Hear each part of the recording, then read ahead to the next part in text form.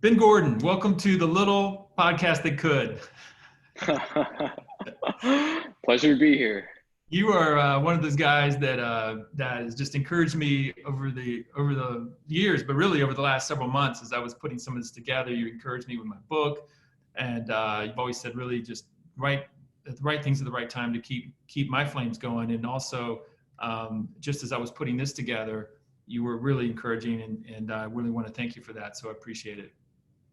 Absolutely. You know, we always bump into each other at almost every event. You're everywhere, but it was a pleasure seeing you at Hyde House recently when you were cranking away on your book. And man, Yeah. it's an amazing book, and trying to get the word out for that as well. I appreciate it, man. And it's funny, we bump into each other, and it's like, man, we need to spend more time together. And every time, like we were at that last conference at Synapse together, we just told everybody screw off. You and I just hung out for like an hour or more, and like, went and just kind of watched certain speakers and just hung out. It was really, really cool. So it's always a pleasure. And now you've been, since you exited your company, so to speak, even though the company's still going and doing quite successful, you kind of exited your position so that you could work on some new projects. We're going to get into that story soon about the rise of cabinets.com, which I can't wait to tell. So normally it's funny, I would have never gotten this time with you about a year ago. I remember there was so many years. Do you remember this? So many years I tried to get time with you. It was hilarious. Yep. I've never, I don't get blown off too much, but you were always like, Alan, I really would love to, but I cannot do that because I'm running a company. I can't be on calls or do extraneous things. You were running a startup that was under growth mode all the time. You were always under pressure to keep pushing and pushing and pushing, right? But it was funny, I could never get your time. Yeah, my nickname at Tampa Bay Wave was the Ghost. I thought it was because I'm very pale, I'm a ginger, but it wasn't. It's because I wouldn't show up for events, or I'd leave early or whatever, because I was just always so busy with the startup life. You were the Ghost, and you were the Ghost. I love that. That's the new name. I'm going to go with that. But here's the thing. I always admired it because you were very aware of the value of your time, and you were willing to say no. I'm terrible at saying no, terrible at that. And you were really good at it. And that's something that we're all supposed to be good at. And I always thought that was something I always felt like I learned a few things from you along the way, because you were always very courteous about it. You explained, why you couldn't and so forth, but you were the Ghost, and but you were building a very successful, valuable company, and which it went on to be very true. And cabinets.com has been a big success, and you've been a big part of that as a co-founder and CTO. So with that, I want to read a little bio on you, Ben, if I could. So Ben Gordon is the co-founder and former CTO of cabinets.com, one of the largest internet retailers of kitchen cabinets. This is crazy. When I first tell people about your cabinets.com, they look at me like I have two heads, right? Like selling cabinets on the internet, custom cabinet, like not just like, how in the world, right, would anybody be able to do this? He started the company in 2009 with his business partner, Chris Larson, who had the industry experience. Ben helped grow the company. You had the technical marketing chops, and he had the industry experience. Ben helped grow the company to over 50 employees here in Tampa Bay and over $35 million in revenue annually. That's a big number to soak in for selling custom cabinets on the internet. I can't wait to get into the story and talk about how you did this, because to me, it's still, to a lot of people, still like a big mystery. The story on cabinets.com is still not out like it needs to be. Cabinets.com has been listed several times on the Inc. 500, 5,000 list for fastest growing private companies, and has been recognized on the Gator 100 for top University of Florida entrepreneurs, right? That's right, go Gators. Shout out to the University of Florida Gator Nation. He recently stepped down as CTO in 2019 to pursue other projects, but continues to have ownership interest. So I want to go right there, man. I want to go right there. So you've built this company for really 10 years as a co-founder, and you had these different roles. Technology was just one of them. You had a lot of different roles in the company. One of two partners, just two co-founders growing this business. So, what really was behind you stepping away here recently? And by the way, I happen to know it was like, you and I are friends, so I know it was very amicable. You took multiple months to do it. You announced it in advance. was very emotional depart. Like it was the most positive exit anybody, a founder could have from a company. And you did it. So you just planned it very well. But like, what was really behind it? What was the trigger behind you doing that in your decision? Yeah, I mean, like you said, it was a great challenge because I wanted to not alarm existing employees or stakeholders throughout that process as well. In fact, I waited. We did have a challenging 2018, to be quite frank, but I didn't want to leave during that time. I didn't want it to seem like I was leaving a sinking ship or running away from a challenge. So I waited until 2019 when we had record-breaking quarters as far as revenues to then exit the company from my role as CTO. I still have ownership interest in the company. I still help out with consulting and meeting with my business partner from time to time and show face within the company. But yeah, I mean, it was definitely a challenge, and it's upsetting too because it's your baby. You know, you saw it grow up and evolve into something much bigger than what you built it, of course. But also, sometimes companies tend to outgrow your skill set as well, and that's a really important self-reflection as well that I went through personally. Is that I'm more of an entrepreneur. I love the startup phase of a website. It's much more nimble, much more, I really enjoy solving those challenges more than I did solving the challenges of a medium-sized business. So really, a lot of it didn't have to do with Canvas.com and more had to do with me and what inspires me going forward. Were you feeling a little, what words would you use? A little stale, a little redundant, not challenged? What were some of the words that come to mind that were kind of your emotional feelings for the last, probably this wasn't immediate. This was probably over the last, couple of years. I would imagine it was starting to creep into your mindset, I would imagine. Yeah, definitely. Man, I mean, there were so many emotions, but it wasn't stale necessarily, but you're solving repetitive problems, and that tends to occur later in the life cycle of a business as well, where you feel like you're solving the same problem over and over again, especially when you have so many employees and so many stakeholders, and it just becomes a different beast than what you initially created, and for the good. Like I said, it's not. I stepped away completely happy with where the company was standing. And I felt like that was the best position to do that. But yeah, I mean, it's just so exciting to be a part of the startup environment. And now I could take greater risks too on my next venture. And now I've kind of set myself up for that. You know what my favorite part of the story is that you kind of just blew past pretty quick, is that you had sensitivity to the signal that it could possibly send to employees, stakeholders, and and so forth, even investors. That here you are, a co-founder, CTO, key person in the company, leaving, right? Like immediately, that's a red flag for people if they don't, off the top, right? So for you to understand that and to know that you had no plans to leave for anything negative, no reason whatsoever, and so instead of leaving when you wanted to on your own terms, you waited until like things couldn't be better. So the only reason somebody would leave under those circumstances would have been for like a personal reason, as opposed to some kind of a negative business reason, right? Like people immediately think that you were leaving because there's something that they should know that but that wasn't the case. Right.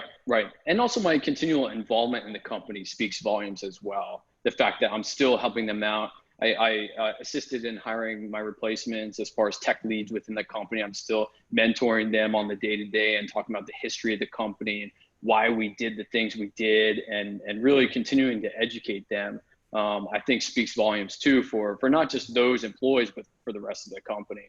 Yeah. So that's just amazing that you just have this big commitment to making sure that the company got the right signal before and then now after you've left, and commend you for that. I think there's a lot that that's a big notebook note for folks, founders to know of the right way to do this. So did anybody coach you on this, or was this kind of your gut, the right thing to do? Oh, it's definitely a gut. I've always had a lot of morality involved with my business too. Even like the way that we, give back to the community and our core values.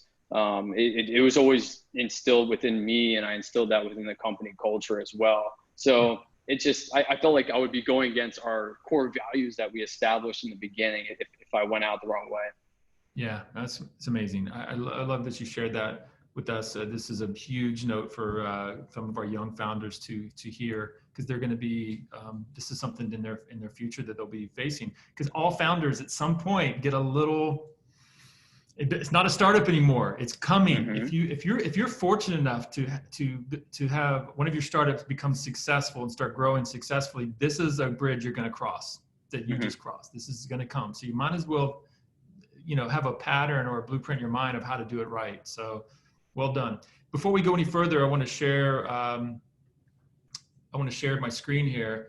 And this is the title that I put together for us, right? So this is how I think of you, Ben, and people are going to hear about this later, about how to go from how to freelance your way to startup success. And that's the story that's coming, about how Ben Gordon was basically freelance website development and other online marketing agency work for freelance, and kind of stumbled into the startup opportunity of his life that changed the whole trajectory of your life, right?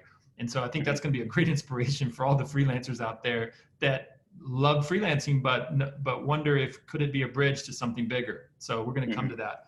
And then also I want to talk about our sponsor, which is SecureStartup. So this is the platform that's been rolled out this past year that's really focused on helping early stage companies and startups control the documents that they are working with investors, right? So that they can protect their documents and make sure who sees what at the right time and control that. Believe it or not, I was surprised. There's very few platforms that actually do this well, and so SecureStartup is here because of that.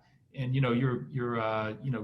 that's a very delicate time between startup founder and investor. There's a lot of documents that pass back and forth, and you need a good way to get that done and get those signed off on, and to get those revision changes seen, but not like Google. Google Drive is not the answer. Google Docs and Drive is not the answer for those kinds of documents, right? So that's what SecureStartup is. Hey, quick plug for my book, man. I didn't know that was going to roll up here. Look at that. So this is my book, and Ben, you read my book, right? Absolutely, man. It's great. But you haven't signed my copy yet. I'm still waiting on that personalized copy. It's COVID-19, man. That's the reason. Okay. You and I would be hanging out if it wasn't for this situation, and I'd already, been more than signed it. That's true. But just a shameless plug for my book. I usually wait till the end. I'm trying to get smarter. And so, really, Ben, the nature of this show is to do two things. One, I want to get the story of the founder, the lead up to how you became founder of a startup that's now worth millions, and that story, and how unlikely some of it was, because it always is. By the way, it's always unlikely. It always is, and that's a big lesson to people out there who think maybe they're doing the wrong thing, or think that they're not on the right path. You'd be surprised that you might be on the right path when you hear the stories of founders that come into success, right? So we're going to do that. But before we do that, I want to jump right into, I'm going to change my format a little bit. I want to jump right into, and then we're going to come back to your story. I'm going to jump right into this current situation that we're in, right? So you've been exited from your company now for X number of months. But what's interesting is you got into this company in a recession, right? We're in a down economic time. And maybe let's just tell that part of the story. What were you doing right before cabinets.com, and what was the economy like? Yeah, so there's a lot of similarities to the current economic environment for sure. So I was doing freelance web design and virtual tours and videos for websites, primarily in the real estate industry. In fact, that's what brought me to Tampa originally, was because of the housing boom here. And I joined a networking group called BNI that probably a lot of people are familiar with, for small businesses, and really helping them out with their marketing plans. And as soon as the bubble burst in 08, 09, the marketing budgets dried up just as quickly. And no one was hiring me to do any website design or videos or anything related to marketing at that time. So I had to pivot. I was struggling to pay rent, worried about the next month, just like a lot of people are right now. And it was a very challenging time. So really, the way I pivoted, no steady paycheck, no benefits, like you were out there looking for your next project gig, right? That's right. I was really trying to build up a great freelance business, which I got a lot of referrals. In fact, Chris, with who I built cabinets.com with, that was originally a referral from this networking group for a different company that he was working for at the time.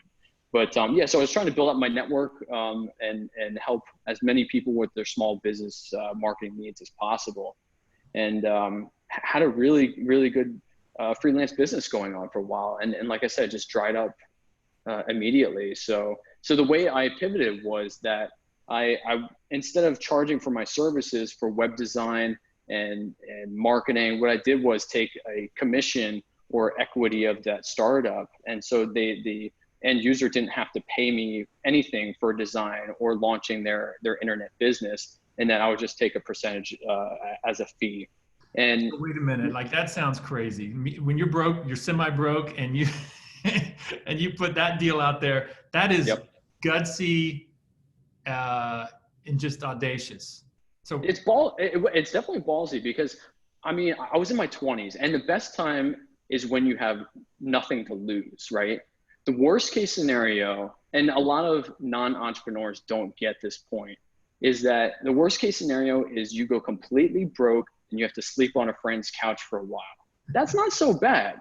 You know what I mean? Not in your 20s when you're single. Exactly. Now I have a wife and kids and a house and assets. And so it's a lot more risky now to do that. But when you're in your 20s, you have nothing to lose. You're the most dangerous. So that was my mindset back then. Is it can't get any worse than it is right now. Yeah. And you can't, and there's nothing you can't recover from basically at that point. Right. Exactly. So that's when, I helped out a couple other businesses very similarly. Some of them flopped. But then the one obviously that did well was cabinets.com. Oh, wait a minute. You placed a few bets with this whole commission-based or performance-based payment plan? Yeah, I tried. There was, I would love to go back and see the ones that I did from 10 years ago. There's a dog magazine that I took stake in. What else was there?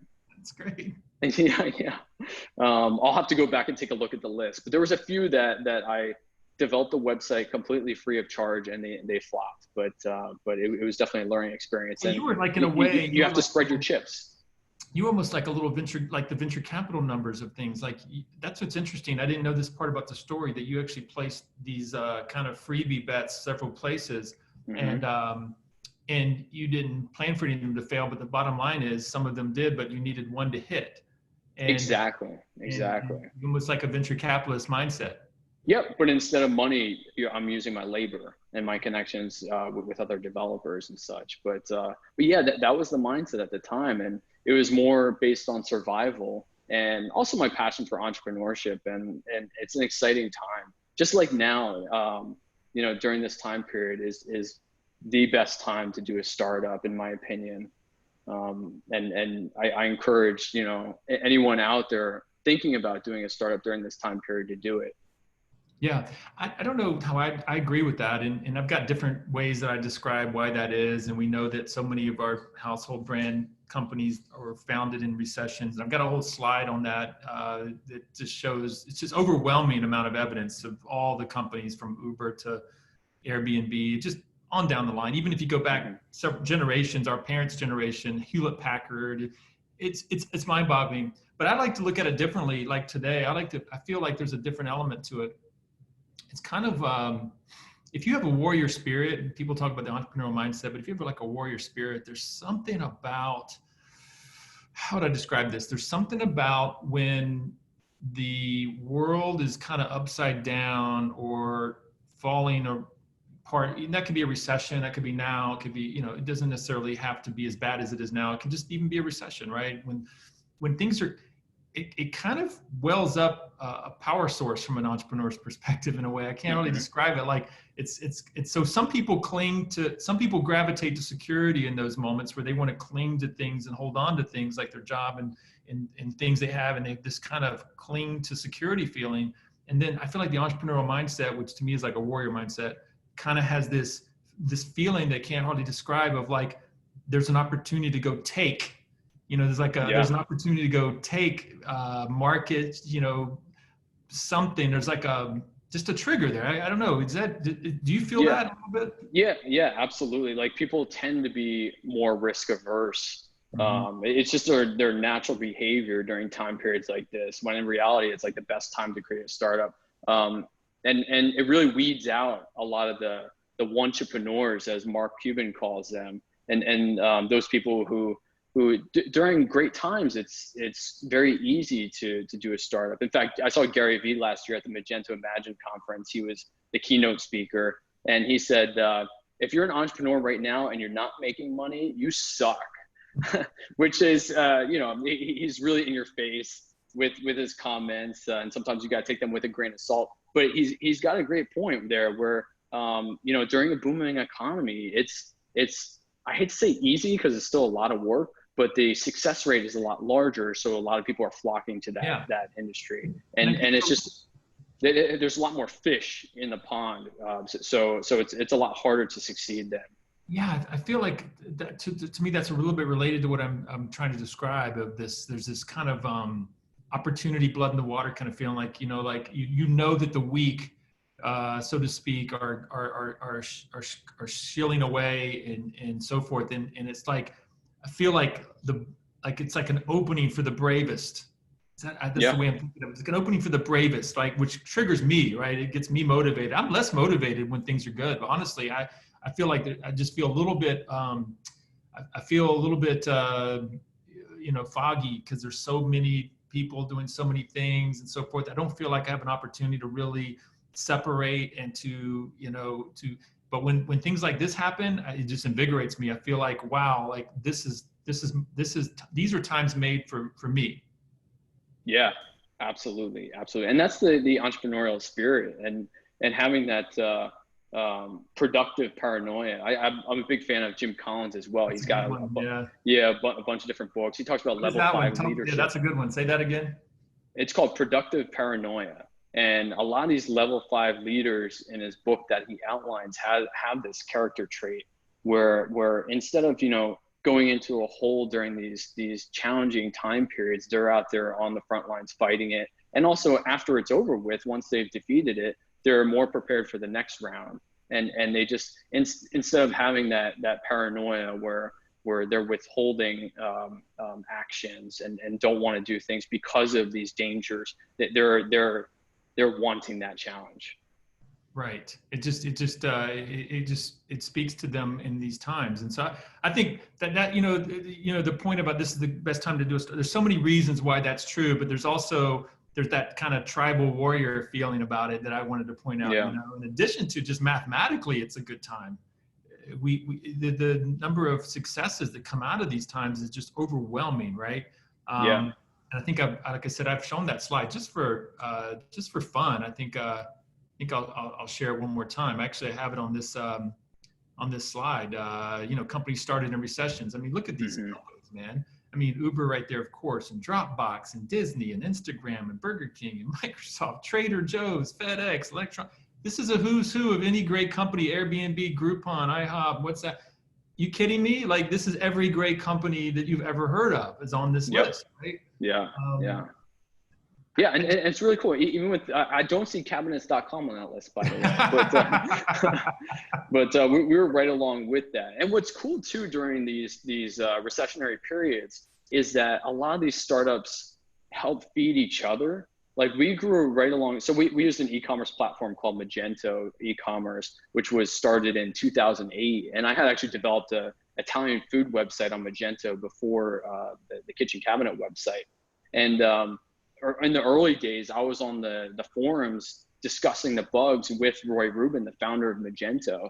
And we kind of grew with Magento over the last, 10 years. And it's really cool. Like, I feel like if we didn't grow with them, we probably wouldn't be in the place that we are today and have that early exposure, the same challenges and working alongside these other companies. So I feel like, it's great to have that whole ecosystem grow together. And I love that you just shared that part of the story, because I think there's a lot of truth to that as well, is that now's a good time to identify software platforms and systems and processes or whatever it might be. It doesn't have to be software tech. It can be process methods or something that is highly efficient and extremely enlightened, and that really was kind of lost in the noise prior, but now clearly is a little Ferrari of a machine, right? Whatever that is. Like I'm investigating a lot of things with my brand and my book, and just doing, I mean, this podcast is an example of that, right? Like just trying new things and trying to find the vehicle that you can get yourself into, that you can drive out of this thing. Because to your point, you don't get to do it alone. You need a great vehicle, right? That's and it right. could be your startup. It could be some complementary technology or people. But I think that's a really good point. I'm feeding. I don't want to be specific, but to your point, I get the Magento example because, first of all, I remember Magento back in the day. But I've got 3 or 4 platform things I'm using right now that invigorate me because they're not known to people, but I'm using them and I can see that they kind of get it. Like right? What? You sharing your trade secrets? I can say, I'll probably fumble the delivery, so I'm going to try, but I'll send them. I'll definitely send them to you later. But like Magento, it's like you can see that even though this is like burgeoning, like this is something that is special, but nobody knows how special it is. I can see how special it is, and I'm going to hitch my wagon to this. Yep. Exactly. Yeah. In fact, I'm doing the same thing right now with the new project that I'm working on. I'm developing it on Gatsby.js, which is it's right now. Nice. So it's based on React code from Facebook, and we're getting a little in the weeds here. No, but great. and you have a serverless backend. And what's really cool about this is I've been so involved with Magento, which is PHP, MySQL based for the last 10 years, that you're right. All of a sudden now I'm looking at this new Ferrari going, wow, this is pretty cool. And it makes me excited again. And I feel dumb again because I don't know anything about serverless code. It's like every time you get in the vehicle, like you find a new knob and a new dial, and you're like, oh my God, like this thing is more. And if only people knew, like every time you look around, and then they add a new one every week, there's like a new thing they give you, right? Yep, exactly. People don't. I hope people are hearing this message, because I'm glad we're talking about this, because I feel this is something that doesn't get talked about enough, and it's so powerful. The energy flow that an entrepreneur gets from things like this is invaluable, because frankly, it's pretty much a solo endeavor. You might have a partner, you might not, but frankly, we do feed off of these kind of finds, these things we find. I don't care what kind of entrepreneur you are. I mean, I was just thinking of something silly, but like if you were a nursery, if you're into plants, right? Like if you finding a unique plant that gets you excited because you're into plants, right? Same thing with technology or your business or whatever it is. I think it's a kind of it's not talked about enough as an energy source for entrepreneurs. Absolutely. And I think that's the most valuable part of these conferences that you go to in e-commerce, especially, is the interactions with the other people in the community and getting those ideas. And it's just, it's a lot of excitement.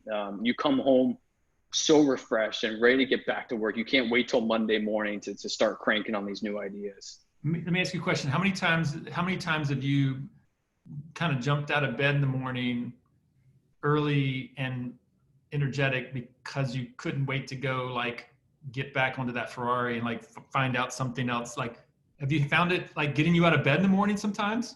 Well, my 3-year-old gets me out of bed at 6 a.m. every day, but it's exciting again. I think, leaving cabinets.com, you kind of have to find yourself again. I didn't leave cabinets.com with a business plan. So the day I left, I'm starting a new company. I took 3 months off and just really started working on ideas and trying to rediscover not just the business, but myself as well, and what I want to do in my next phase of my life. And you asked earlier, like, why now as far as cabinets.com? And another reason is because now I'm 37 years old. I'm getting a bit older, and I really want to do another startup, and want to take more risk this time as well. And I actually talked about this when I visited your classroom, is that I feel like I feel weird saying cabinets.com was a success. It was a very good company that I started, but I see it as a double, and doubles are okay. Like it doesn't need to be this billion-dollar idea. But what's really cool about this time around is that now I have a nice nest egg to fall back on. So this next project that I'm working on could be a billion-dollar idea, or it's much more likely to be a $0 idea, but I can take that risk.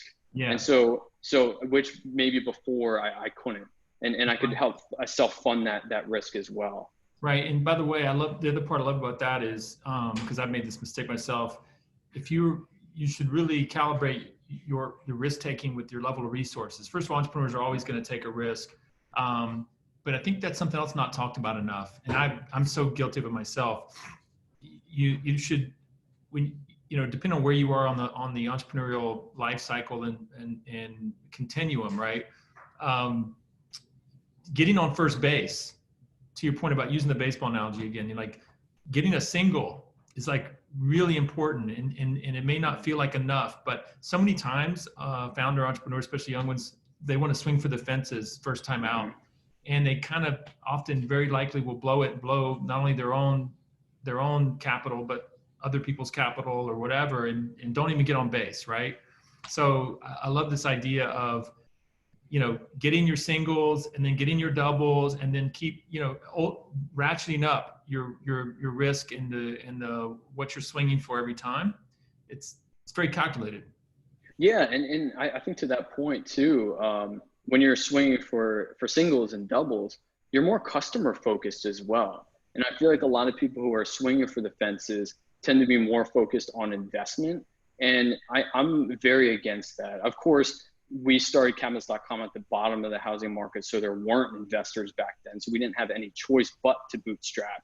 But even now, when there's maybe a bit more VC money out there than there was 10 years ago, it doesn't make sense that you really want to stay customer focused and drive home that value for your business. And I see too many startups focusing on getting investment dollars instead of focusing on customer needs.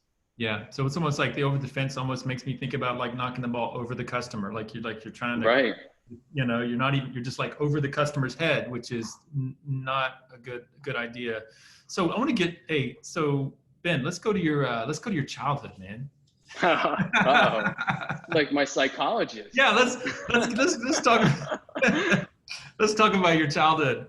You grew up in Allentown, Pennsylvania, which, come on. I mean, it's my namesake, right? Okay, no, it's not. But I've always loved the Allentown, Pennsylvania. I was wondering where you're going with that. And it's actually spelled the way I spell my name, which is really cool, because the word Allen gets spelled so many different ways. So you grew up in Allentown. I need to get you a T-shirt.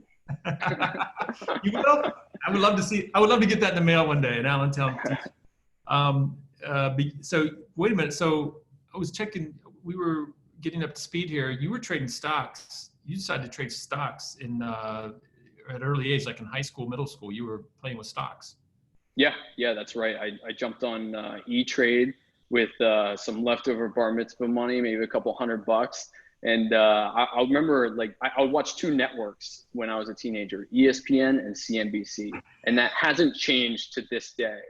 So I would race home from school, turn on CNBC before the closing bell to watch Kudlow and Kramer.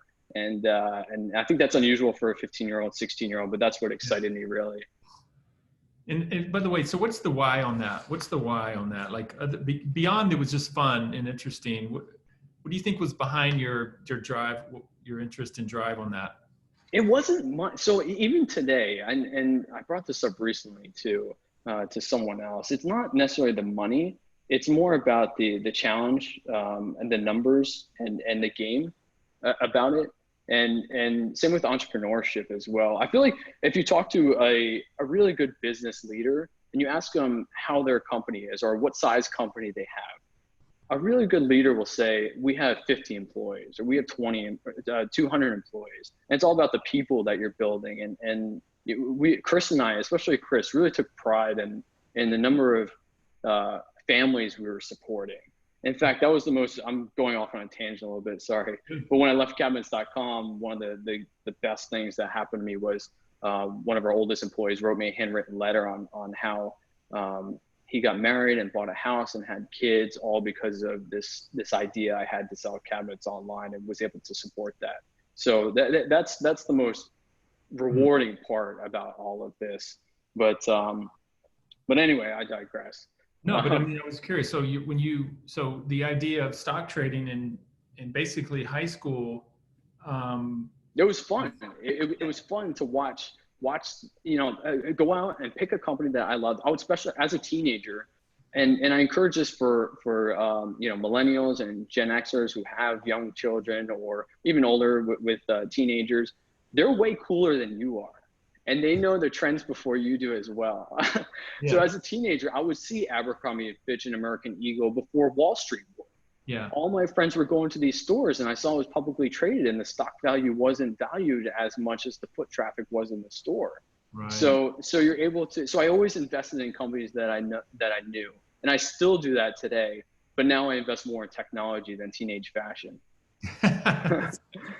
So from there, you started a stock market club in high school, and then you ended up going to the University of Florida. So you shipped out of Pennsylvania down to the sunny state of Florida. Yeah. I got, I think I got a brochure in the mail with Florida. I saw palm trees. Palm trees does it every time. They all get hooked on the palm trees. It's true. It works. It's crazy. That's why University of Tampa has all these New Jersey, New York, Pennsylvania if you people. If you think about it, there's no state in the union, so to speak, that can advertise palm trees legitimately, credibly. Maybe California at best, but nobody. Who can Georgia do it? Nobody can do it, right? Only Florida can do that legitimately. That's right. And to be honest, Florida at the time had great U.S. News and World Report rankings for finance, which is what I wanted to go into, and the value. What do you mean at the time? Incredible. It's only increased since then. It's only gotten more elevated. That's true, and I probably wouldn't be able to get in today anymore because it's a lot tougher to get in. Your haircut alone wouldn't let you in today. Like, do you sing? Are you the they lead kick me off campus? Like, are you the lead singer of Coldplay? I'm sorry, you can't go here. That's what I actually. I got the glasses for. I like Moby. I think I look more like. You are Moby. Okay, Moby. That's right. Yeah. Okay, now you just reset me completely. Then you won a $25,000 business idea competition at UF, right? Most innovative idea. Yeah. It was a business I did with a friend Jason, who he actually went to my high school as well. Went down to the University of Florida, but it's called elotterytickets.com. It was right after the .com bust, but it was an innovative idea, but it wasn't legal, so we couldn't pursue that idea. Still won the 20. Okay, good. Okay, so here's the thing: you got an internship at Raymond James Financial right here in Tampa Bay, one of the Fortune 500 company. You're on your way. You get in the door there, and you're going to be an investment banker / financial, planner, et cetera. And but it didn't connect with you. No, in fact, I passed like level 1 of the CFA exam, which is a very difficult exam to take. I give kudos to anyone who has a CFA charter holder, but yeah, it just wasn't for me. I was watching CNBC and trading stocks personally, which I still do today. But when you're in that environment, it's not creative and it's not entrepreneurial, and that part of me was really crying out to me to do something different. So wait a minute, you that's a glossed over statement, because here's a young man in his mid-20s with an amazing, really a great job in a really big, great company with a lot of interesting, smart people around. I mean, how do you just unwind yourself from that? Seriously, like, how do you not run with that for a while? I don't get it. Yeah. Okay, so it was an internship the summer of my senior year, and so I went back to fall semester and graduated that fall. And I had a great professor of entrepreneurship, Professor Rossi at UF, and he was really instrumental in bringing entrepreneurship to the University of Florida, because prior to that, I feel like entrepreneurship was not frowned upon, but it wasn't in academia, where it's more it's almost saying, there's a lot of entrepreneurs who quit college to go start businesses. Yes. So there's definitely a conflict there. But he said that that internship was extremely valuable to me because I said I didn't feel fulfilled from that. And he's like, no, that was extremely fulfilling because now you know what you want to do with your life. And that is not finance, it's entrepreneurship. And I had this creative side to me as well. I was doing some video production projects on campus at University of Florida. So I wanted to incorporate that into my business.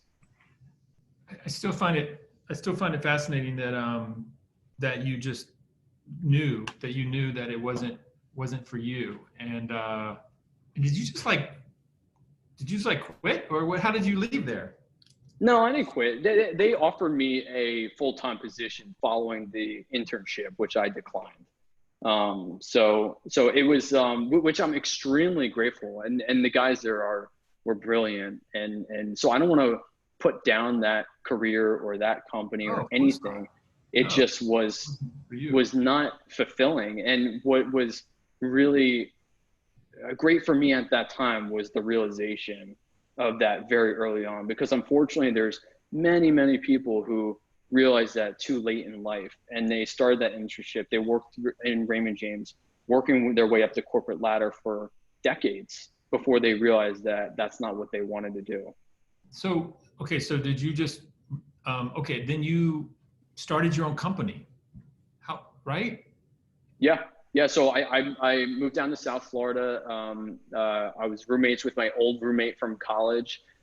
He was working for FPL at the time and owned a little townhouse. So I was renting a small room in his townhouse and started it from there, and networked with some people down there and got some freelance jobs. I remember one of the first jobs I got, there was this brash big guy who owned this real estate and title company, and he's like, I need a website for my business. I'm like, well, I don't know how to code. I was just doing virtual tours at that time.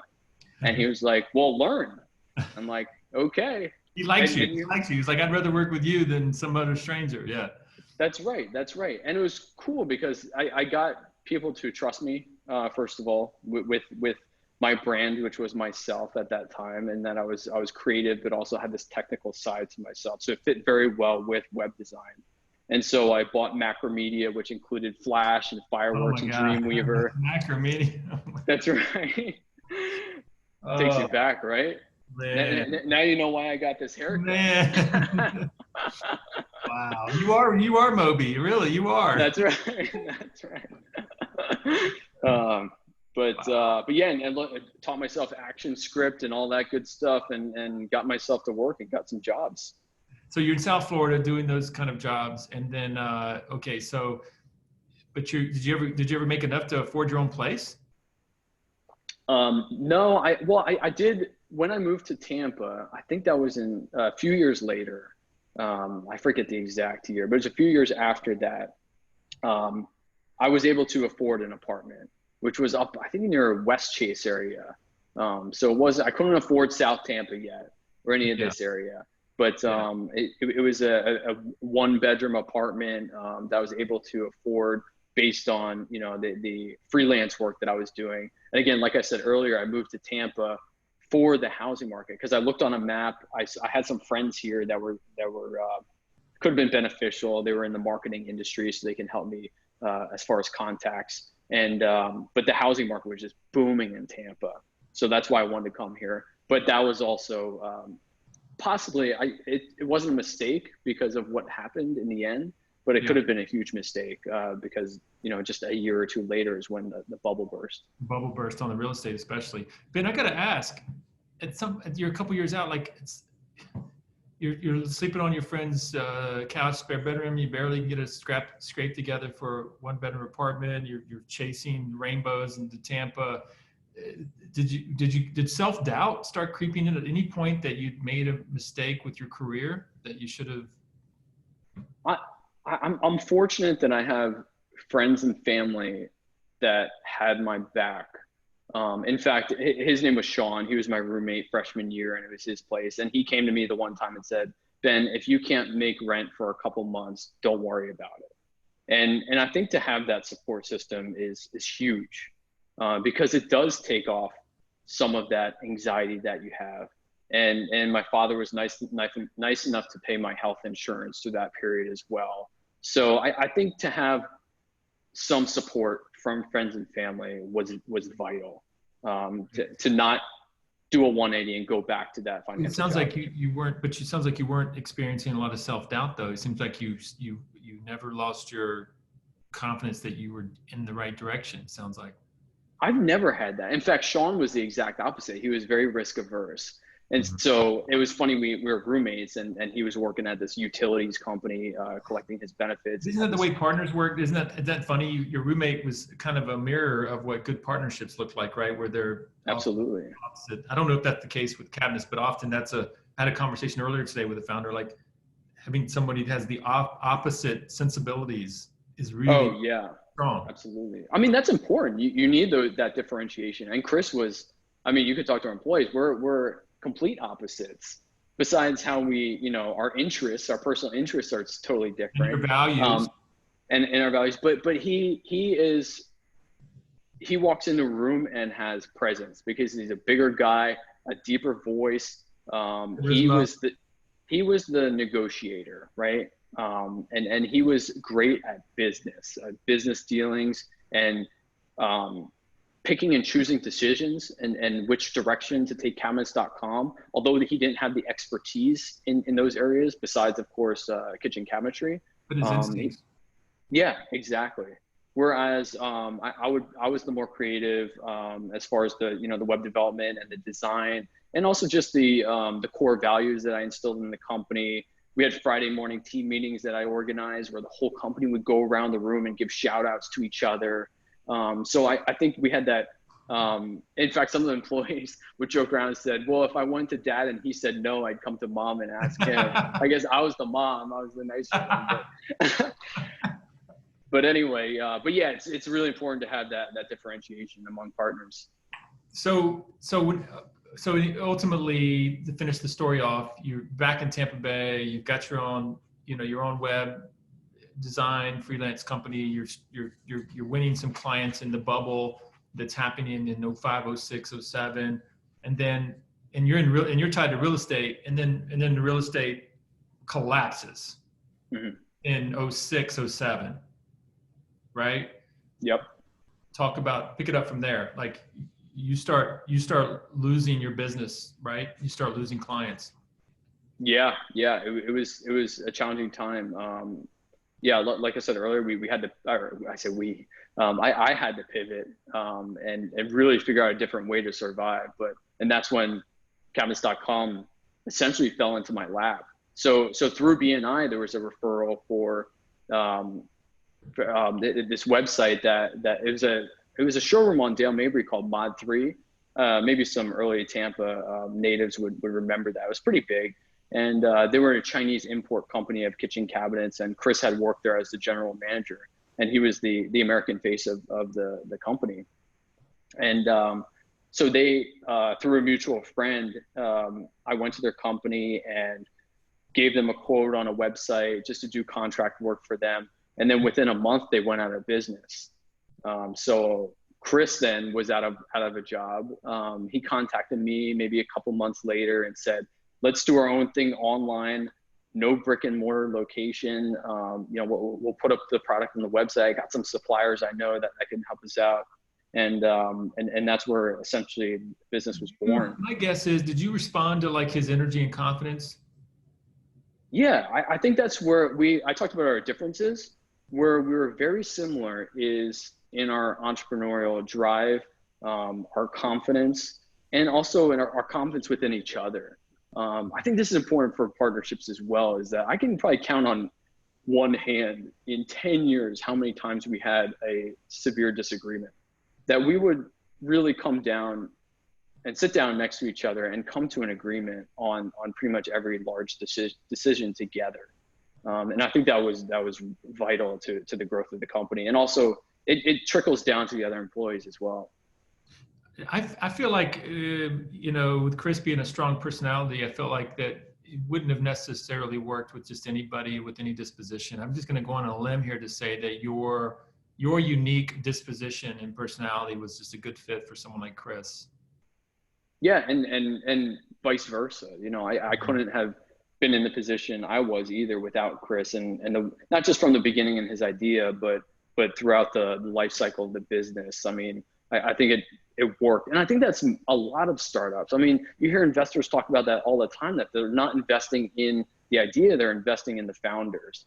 And I think that's extremely important. And what's really cool, and we talked about doubles earlier as well, it's awesome to have become a serial entrepreneur, because you have more successes under your belt, the easier it is to get investors and to improve. And I feel like any business that I do in the future, I would want to have at least Chris as a to bounce ideas off of, or as an investor as well. Right.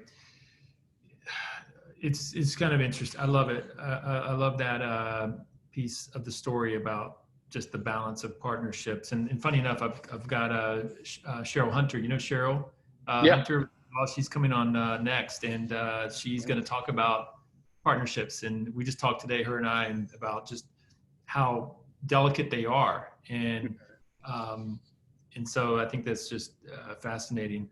I think the next thing I was just going to ask you. So you ultimately, you guys kicked it off, and walk me through the first couple months, of this thing. Yeah, so we our meeting spot was Panera Bread on Howard Avenue, because they had free Wi-Fi, and we kept it. Random thought that Panera had like a third-party Wi-Fi provider that was the owner of the company with like this weird name that was like, I'll look it up later, but never mind. Yeah. Sorry. Distraction. They had a weird Wi-Fi third-party provider. I used to be frustrated. I would go over to Starbucks next door because it was, native. Yep. Yeah, I was gonna say Starbucks but then Starbucks, the tables were always full. There were more tables open at Panera, so pick your poison. But and then also we had there was a UPS store right next door, so that was our business address for a number of years as well. Nice. While we worked from home. And I actually moved up to New Jersey for a couple of years too, and Chris stayed in Tampa, so we were working remotely on the business for a while. Wow. Because we had no employees. So. Had you wound down some of your had you gone all in at this point? Were you sold on this whole thing? That's a great question. So no, I was still working on a few other projects because I had to pay rent and still support myself as well. So it wasn't a choice to go all in. Chris had, he'd be embarrassed to say, and he's, how earlier you said, you can never get a hold of me. Well, part of that was because like we're both very private as well. but Chris had to move in with his parents during this time period, which we were both single and hitting up the bars in Soho as well. So it was a challenging time, Hey, I confessed it like 3 or 4 episodes ago that I had to sell my house and move in with my parents. I was like 30 years old. Reset my life and career. And it's any entrepreneur that's never had to like take that kind of step back, I don't know. I've not met one yet, honestly. So yeah. So anyway, I was working on other projects, and it wasn't until about 2012 when we were going to hire our first employee. And then Chris and we were building our company, and it was doing very well. And that's when he was like, you know what, let's bring you on as a managing partner. Because it was still on that, commission-based profit sharing type. Yeah, exactly. So he brought me on as a partner, and I moved back down to Tampa for the business. And then we hired our first employee. We got an office we moved 4 times in 5 years. We were growing so fast. But we got a small office in South Tampa and hired our first employee. Now, growing fast, this is something I want to make sure we get to. So this is something when I was reading, kind of some prep here. So growing fast, again, online custom high ticket cabinets is not something you would imagine to be growing fast on the internet. But the secret sauce for sure was your paid traffic and the AdWord campaigns, right? That you immediately engaged. Yeah. Let's talk about that. In fact, so Chris bought AdWords for Dummies back in 2009. In fact, I think he still has it on his desk as memorabilia. But and I remember going through. We were at Starbucks going through all the keywords that we wanted to do, and I was feverishly working on SEO like every day, making very, very content-rich products and pages and everything. And back then, we weren't the first to sell cabinets online. I want to put that out there as well. There were other websites that sold cabinets online, but they weren't trustworthy websites. You go to them and it would be a lot cheaper product. It was very price-driven. Some of them were asking for your bank account information. You couldn't even input your credit card, and they didn't have a secure server. It's really sketchy. In fact, our first tagline was buying cabinets from a website you can trust, because that was really important back then. That was a differentiator right there. Absolutely, absolutely. And then also we offered more custom. You talked about earlier, some more custom cabinets that were higher end pricing. But we found that niche that was in between this cheap online RTA cabinets that only had a limited amount of SKUs, or this very expensive custom cabinetry that you can get locally from your local woodworker. And there wasn't anything online in between. So we were the first ones to do that. Right. So customers would have to measure up. They would have to do their own measuring, right? And that kind of thing, right? And then how did it work? That's been a big mystery all these years. Like how do you sell custom cabinetry online? Walk us through that process for the customer. Then they're going to drop $5,000 or more or whatever. Like how does this work? Yeah. In fact, when we first sold a kitchen on the website, we were just as astonished. Like this guy's in fact, the invoice number was like 00003. Because the first you almost said it. Hold on, you almost said it. Let's hear it. You said it. This guy's an idiot. He just paid a new kitchen online. He just from a website you say that you say that in the most affectionate way now as a laugh, but you somehow managed to get someone that comfortable on a website. That's right. Exactly. So and it just grew from there. Anyway, I interrupted you. How did this work? Like what was the the customer experience? Yeah, so the process was unique as well, and I think that was a challenge in the beginning because people are used to local hand holding, where someone comes in your kitchen and does the measurements, puts the samples out on your countertop to take a look at. So they weren't used to the process, and this goes back to our philosophy of being customer centric and customer first as well. There's an old Henry Ford quote, although I read that he didn't actually say this, but it's, if you ask the customer what they would want, they want faster horses, right? So at the time, people just didn't know about buying cabinets online. So we had to really introduce this to them and show them that this is the better way to do it. And you could save a lot of money while getting more options and better cabinetry overall. But yeah, so customers would measure their own kitchen. We provided pretty basic software to help them do floor plan layouts of their kitchen. They would submit that to our designers, and that's most of our staff at cabinets.com in Tampa here is kitchen designers. And they would render amazing 3D kitchens and floor plan layouts for the customers and provide an itemized quote. And then essentially the customer can add that to their cart and then check out on our website.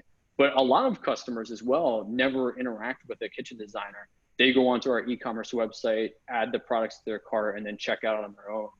So were you personally, I think I know the answer to this, but were you intimately involved in architecting that flow, both technically and user experience? Like to me, it seems like your company, your business was going to live and die off of that user experience and right? And was that like your domain? Or did you and Chris work equally on that part, or was that more your area?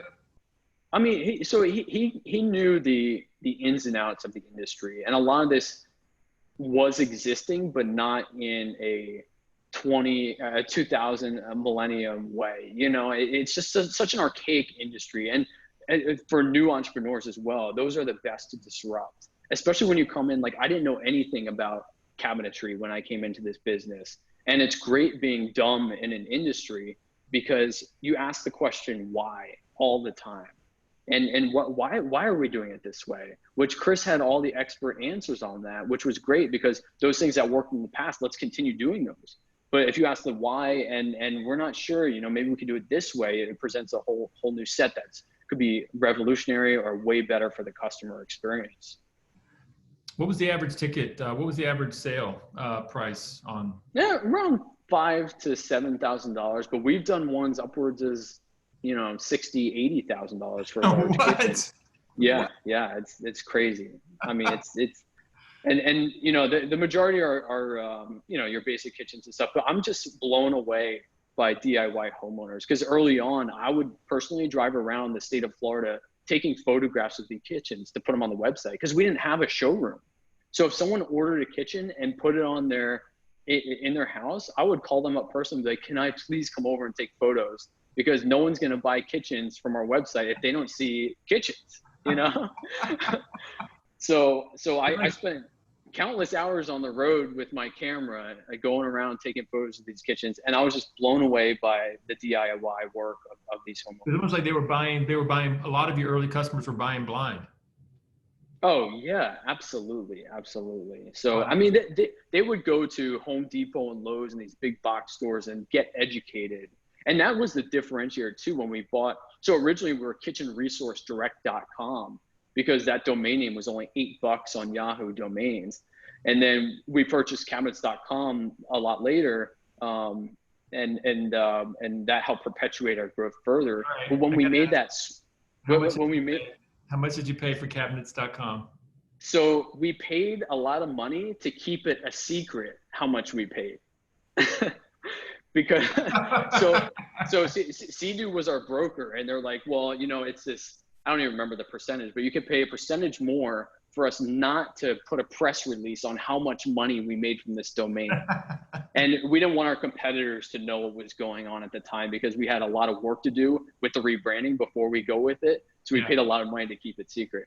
But it was, put it this way, it was like buying a home, and the paperwork was probably a lot more than a mortgage as well. That's awesome.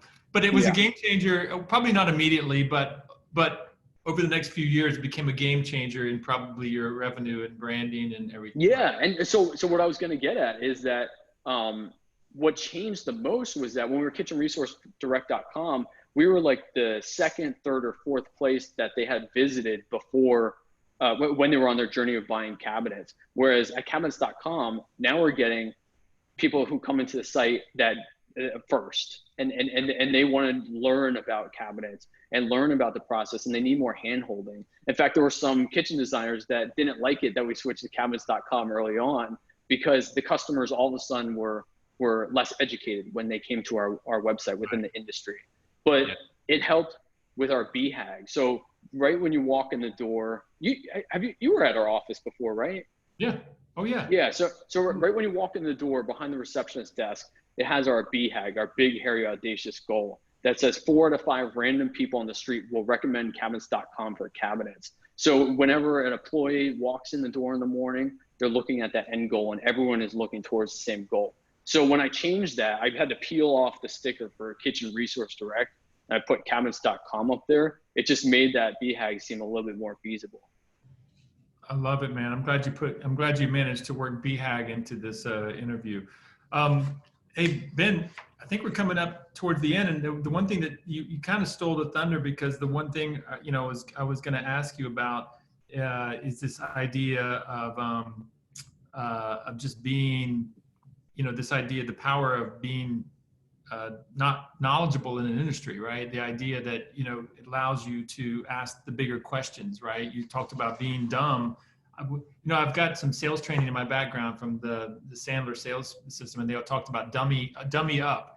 Like the people think that you have to know everything, but sometimes not being knowledgeable about something actually opens up new doors. So where would you like to end this interview? Like, would you want to talk about that, or is there anything else that comes to mind that you'd like to touch on before we wrap up? Yeah, I mean, that's a really good point, but maybe it's so relevant now, what's going on with coronavirus and the economy right now. And there's a lot of uncertainty going on. And, I don't want to get into politics too much, but there's a lot of issues with the economy and the debt that we're racking up. So who knows when this will get better. But instead of like scrambling to improve your resume or waiting for your stimulus check to come, like now is the time to take that risk. And I'm excited to do that for myself.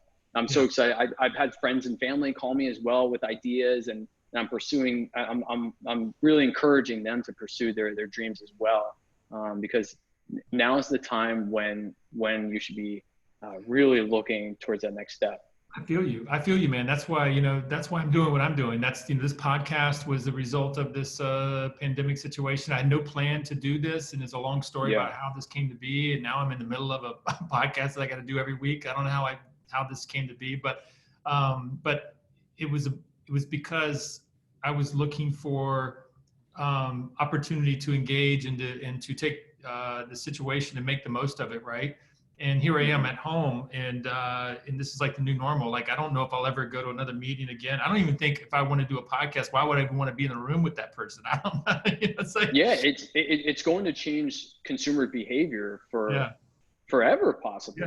In fact, with cabinets.com, after the housing bubble, one of the problems that we had with cabinets.com is that after the bubble, a lot of these kitchen installers didn't go back to that industry. They went and found white collar jobs. And so a lot of the issues that our customers had over the years was there wasn't enough kitchen installers that they want to buy our product, but they couldn't find anyone to put it in. So it would be interesting to see now in this next decade, like you said, what changes for good and how you can kind of capitalize with your ideas. Yeah. And I think the other thing you said is really important. Like, I think it's pretty safe to say now. About 6 weeks ago when I was saying this, it was a little less certain, but I think everyone can now officially agree that this is a watershed moment, and that this will be one of those things that we look back and know that this is when things change dramatically for our economy and for our world around us. Some things will come back to the same, but a lot of things won't.